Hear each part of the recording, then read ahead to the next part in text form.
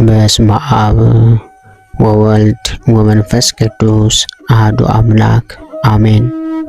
እንኳን ለአባታችን ለአቡነ ተክለ ሃይማኖት ወርሃዊ መታሰቢያ በዓል በሰላም አደረሳችሁ አደረሰን። ሐዲስ ሐዋርያ አቡነ ተክለ ሃይማኖት። ተክለ ሃይማኖት ማለት የሃይማኖት ተክል፣ ተክለ አብ፣ ተክለ ወልድ፣ ተክለ መንፈስ ቅዱስ ማለት ነው። እግዚአብሔር አምላካችን ለኢትዮጵያ ሐዋርያ አድርጎ የመረጣቸው ጻድቁ አባታችን ተክለ ሃይማኖት በሊቀ መላእክት ቅዱስ ሚካኤል አብሳሪነት ከአባታቸው ከካህኑ ጸጋ ዘአብና ከእናታቸው ከቅድስት እግዚአብሔር መጋቢት 24 ቀን ተጸንሰው ታኅሳስ 24 ቀን 1197 ዓመተ ምህረት ተወለዱ። ጻድቁ በተወለዱ በሶስተኛው ቀን ከእናታቸው እቅፍ ወርደው አሐዱ አብ ቅዱስ፣ አሐዱ ወልድ ቅዱስ፣ አሐዱ ውእቱ መንፈስ ቅዱስ ብለው ፈጣሪያቸውን አመስግነዋል። ይህ ማለትም አንዱ አብ ቅዱስ ነው፣ አንዱ ወልድ ቅዱስ ነው፣ አንዱ መንፈስ ቅዱስ ቅዱስ ነው በማለት የፈጠራቸውን አምላክ አመስግነውታል። ወላጆቻቸውም ስማቸውን ፍስሐ ጽዮን አሏቸው። ይኸውም የጽዮን ተድላዋ ደስታዋ ማለት ነው። የወላጆቻቸው የቀድሞው ስማቸው ዘርዓ ዮሐንስና ሳራ ይባል ነበር። አቡነ ተክለ ሃይማኖት ከልጅነታቸው ጀምሮ በወላጅ አባታቸው በካህኑ ቅዱስ ጸጋ ዘአብ ግብረ ድቁናን ሥርዓተ ቤተ ክርስቲያንን ሲያጠኑ ቆይተው ከእስክንድርያው ሊቀ ጳጳስ ከአቡነ ቄርሎስ ድቁናን ቅስናን ተቀብለዋል። ብፁዕ ወቅዱስ አባታችን ቅድስት ቤተ ክርስቲያንን በወጣትነት ዕድሜያቸው ያገለገሉ እንደነበር በዚህ ይታወቃል። ከዕለታት በአንዱ ቀን አባታችን አቡነ ተክለ ሃይማኖት ለአደን ወደ ዱር ሄደው ሳለ ሊቀ መላእክት ቅዱስ ሚካኤል ተገልጦ ታያቸው። ቅዱሱ አባታችን እንደዚህ ባለ ገናንነት የማይህ ጌታዬ ማነህ ባሉት ጊዜ ቅዱስ ሚካኤል ዘወትር የምጠብቅህ ካንተ የማልለይ እናትና አባትህን ስላንተ ከውሃ ስጥመትና ከምርኮ ያዳንኳቸው እኔ ሚካኤል ነኝ አለ። ከእንግዲህ አውሬ አደኝ አትሁን፣ ሰውን ወደ እግዚአብሔር ለመመለስ ሰውን በትምህርት የምታድን ሁን እንጂ አለው። እነሆ እግዚአብሔር ጽኑ ስልጣን ሰጥቷልና ሙት ታስነሳለህ፣ ድውያንን ትፈውሳለህ፣ አጋንንትንም አንተ በመፍራት ይሸሻሉ። ስምህ ፍስሐ ጽዮን አይሁን ተክለ ሃይማኖት ይሁን እንጂ አለው። ትርጓሜውም ተክለ አብ፣ ተክለ ወልድ፣ ተክለ መንፈስ ቅዱስ ማለት ነው አላቸው።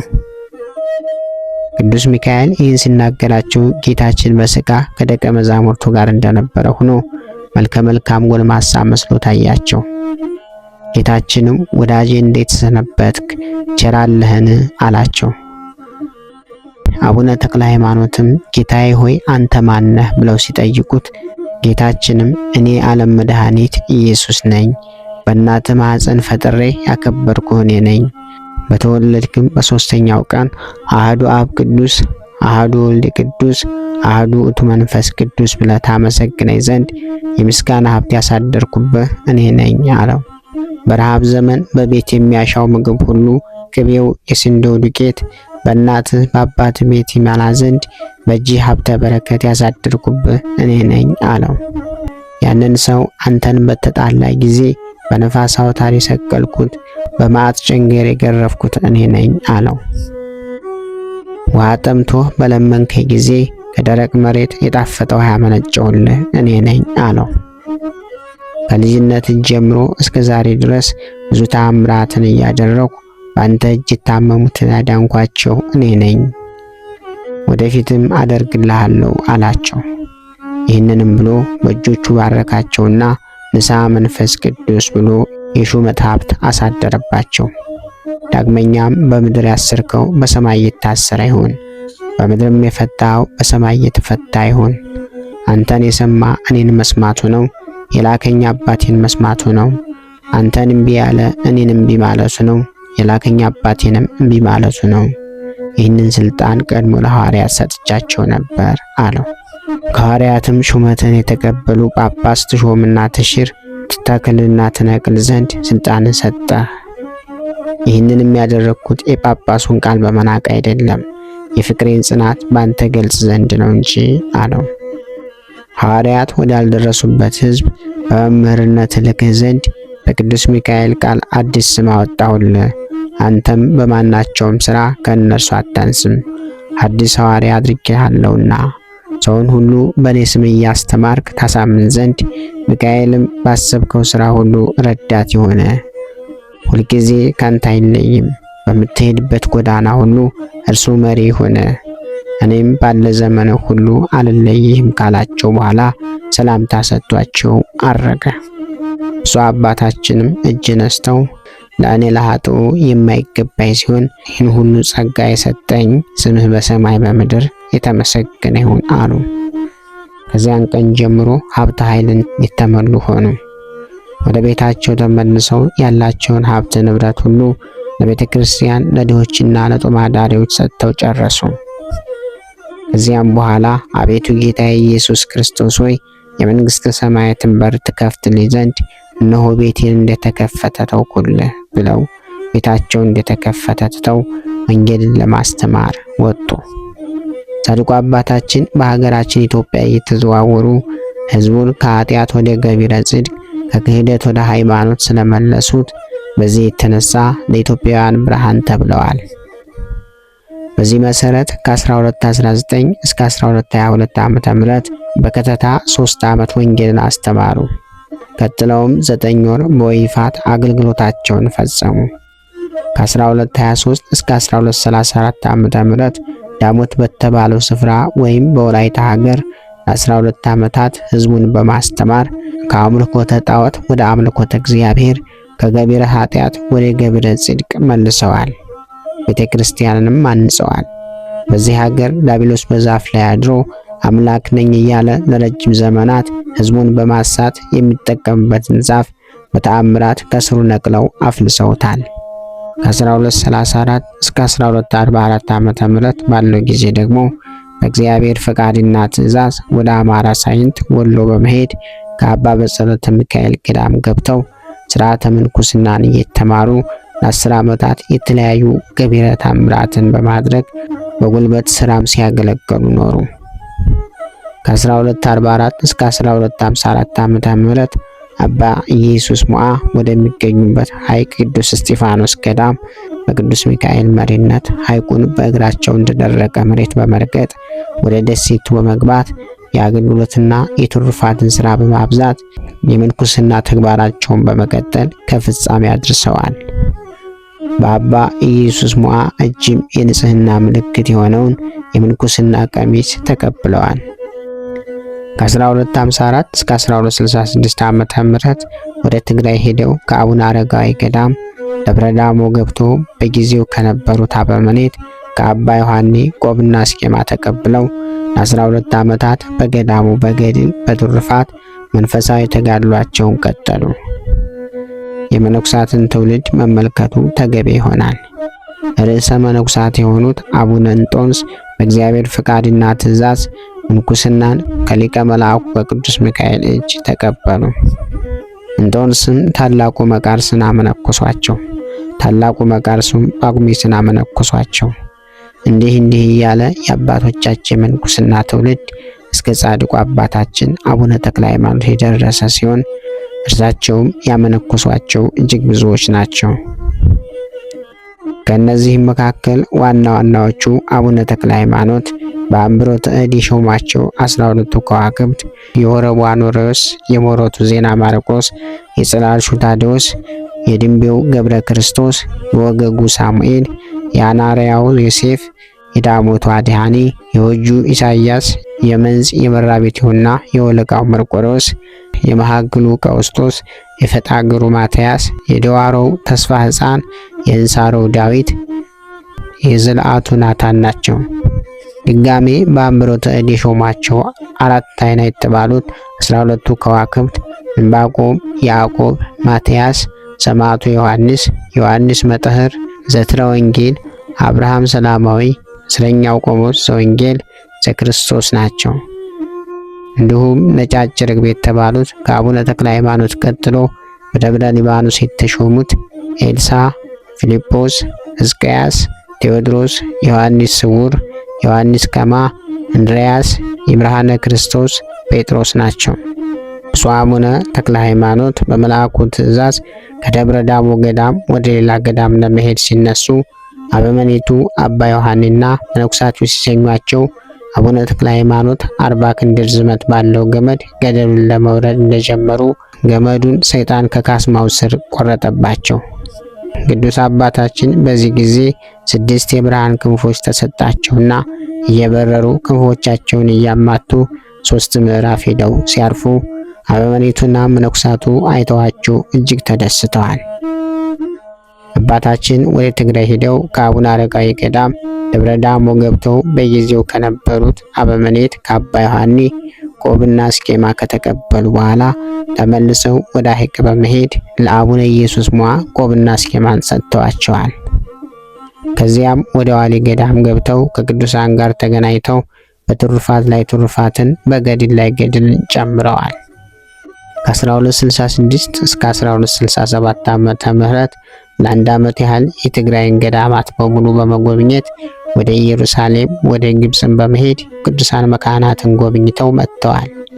ከዚህ በኋላ ዳዳ በተባለ ስፍራ ይመለክ የነበረውን 75 ክንድ የሚረዝመውን ዘንዶ በጸሎት ኃይል በመስቀል ምልክት አማትበውበት በተአምራት ገድለውታል።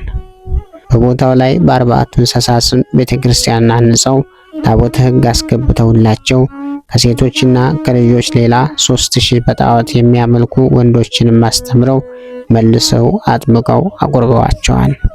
ከ1267 እስከ 1289 ዓመተ ምህረት ባለው ጊዜ ደግሞ በደብረ ሊባኖስ ካለችው ገዳም አስቦ ዋሻ በመግባት 8 ጦሮችን 2ቱ በፊት 2 በኋላ 2ቱ በቀኝ 2ቱ በግራ አስተክለው እጆቻቸውን በትምህርተ መስቀል በመዘርጋት የክርስቶስን ሕማምና ሞት ነገረ መስቀልን በማሰብ በተመስጦ ሌትና ቀን ያለማቋረጥ በጾምና በጸሎት በአርምሞ ተወስነው ሲጋደሉ ከቁመት ብዛት የተነሳ ጥር 4 ቀን 1289 ዓመተ ምህረት አንዲቱ የእግራቸው አገዳ ተሰብራለች። ቅዱስ አባታችን በመዓልትና በሌሊት በትጋትና በቁመት በተጋድሎ ብዛት አንዲት የአገዳ እግራቸው ስትሰበር እድሜያቸው 92 ዓመት ሆኗቸው ነበር። ከ1289 እስከ 1296 ዓመተ ምህረት ለ7 ዓመታት በአንድ እግራቸው በመቆም ያለ ምግብና ያለ ውሃ በትህርምት ሌትና ቀን እንቅልፍ በማጣት እንደ ምሰሶ ጸንተው በተመስጦ በትጋት ለሰው ዘር ሁሉ ድህነትን ሲለምኑ ኖረዋል። ከ7 ዓመታት ውስጥ ጥቂት ውሃ የቀመሱት በ4ኛው ዓመት ብቻ ነበር። በዚህ ጊዜ ውስጥ ጌታችን ተገልጦላቸው በሰው አእምሮ ሊታሰብና ሊለካ የማይችል ትልቅና ልዩ የመንግስት አዳራሽ ከሰጣቸው በኋላ የመለኮትን ነገር የሚናገር የእሳት አንደበት ያላቸው በመስቀል ምልክት የተጌጡት 7 የሕይወት አክሊላትን አቀዳጃቸው።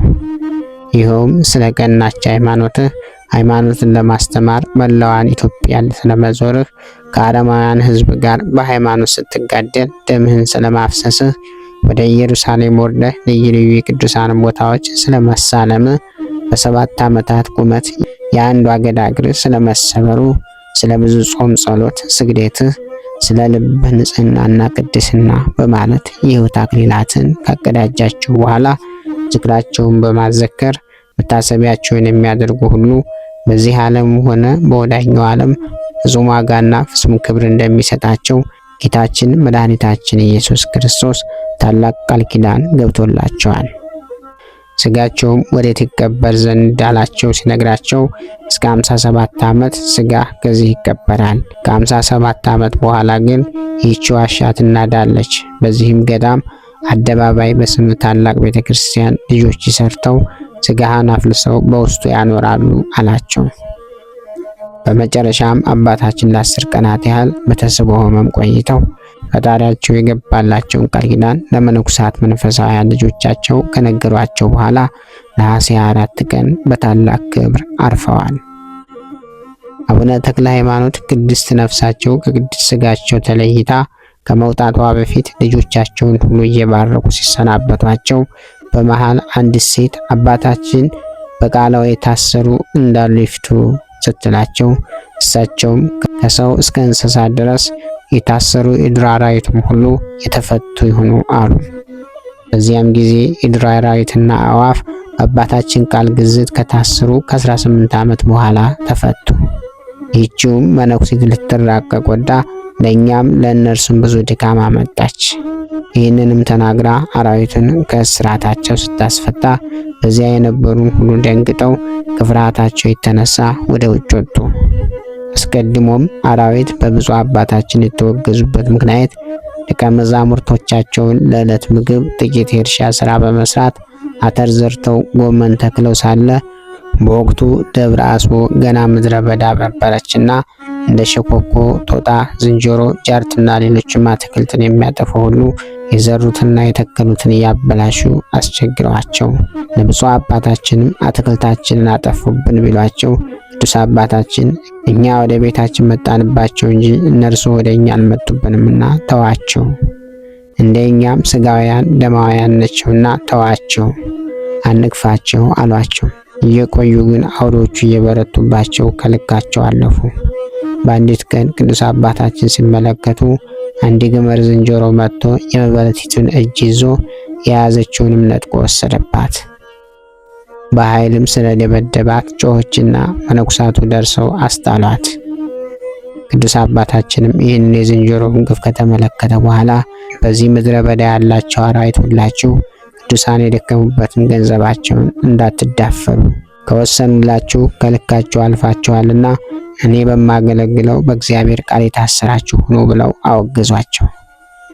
ከዚህም ቀን ጀምሮ አዕዋፍና አራዊት የታሰሩ ሆነው አህዮች ከጅብ ጋር በዱር ያድሩ ጀመር። አዝመራውንም የሚጠብቅ የለም ነበር። በዕለተ ዕረፍታቸው ግን ያቺ ችኩል መነኩሴ አባታችን በቃሉ የታሰሩ እንዳሉ ይፍቱ ስትላቸው አባታችን ለአራዊቱ ግዝታቸውን አስተውላቸው። እሳቸውም ካረፉ በኋላ በበነጋው ልጆቻቸው አዝመራውን ቢመለከቱ አራዊቱ የዘሩትን ሁሉ በልተው ጨርሰውት ነበርና ያገኙት አንዳች ነገር አልነበረም። አህዮችና ላሞችም በቀን በጅቦች ተበልተው ተገኙ።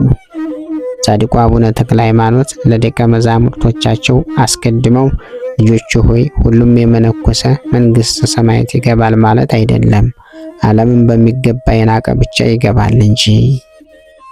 መጀመሪያ የእግዚአብሔርን ጽድቁን ብቻ ፈልጉ፣ ጾምና ጸሎትን አዘውትሩ፣ እርስ በርሳችሁ ተዋደዱ፣ ትእዛዛቱንም አጥብቃችሁ ጠብቁ እያሉ ከመከሯቸው በኋላ ስለ ራሳቸውም ሲናገሩ ለዓለም ጨው ለራሴ አልጫ ሆንኩ፣ ለዓለም ብርሃን ለራሴ ጨለማ ሆንኩ፣ ከእውነተኛው ዳኛ ከጌታዬ ፊት ስቆም ምን መልሳለሁ እያሉ በፍጹም ትሕትና በልዩ መንፈሳዊ ተመስጠው ይጸልዩ ነበርና አሁንም አባታችን የከበረች ቅድስት ነፍሳቸውን ከስጋቸው ሳትለይና ይህን ዓለም ከስጋ ከመለየታቸው በፊት የሚከተለውን የሃይማኖት ኑዛዜ አውርሰውናል። ልጆቼ አታልቅሱ፣ ነገር ግን የሽማግሌውን የአባታችሁን ቃል ስሙ። መጀመሪያ እምነታቸው በእግዚአብሔር ላይ ይሁን። በዚህ ዓለም እንድትያዙ እንደ ዓለም ሰዎች ስለ ልብስና ስለ ምግብ ሐሳብ አታብዙ። በየጊዜው ሁሉ መጸለይን አታቋርጡ። ለቤተ ክርስቲያን ሌትና ቀን አገልግሉ። እግዚአብሔር በሚወደው ገንዘብ ንጽሐ ሥጋንና ጾምን ውደዱ። ውዳሴ ከንቱም የሚቀረውንም የዚህ ዓለም ክብር አትውደዱት። እናንተስ የቀደሙትን አባቶች በመከራና በድካም ብዛት ከዓለም የወጡትንም በመጋደላቸውም ክፉውንም ሐሳብ ድል የነሱትን ምሰሏቸው። ፍለጋቸውንም ካልተከተላችሁ ልጆቻቸው አትባሉምና በመከራቸው ካልመሰላችኋቸው በደስታቸው አትመስሏቸውምና በድካማቸው ካልተባበራችሁ ወደ ቤታቸው አትገቡም። የቀደሙት ቅዱሳን አባቶቻችሁን መስላችሁ ኃጢአተኛ አባታችሁን እኔን ደግሞ ምሰሉ። ስለ ትሕርምቱም በመብል በመጠጥ ልባችሁ እንዳይከብድ ሥጋ ከመብላትና ጠጅ ከመጠጣት ተጠበቁ። ለመመካትም በዓለማዊ ልብስ አታጊጡ፣ የመላእክት አስኬማ ከዓለማዊ ሥራ ጋር አይስማሙምና።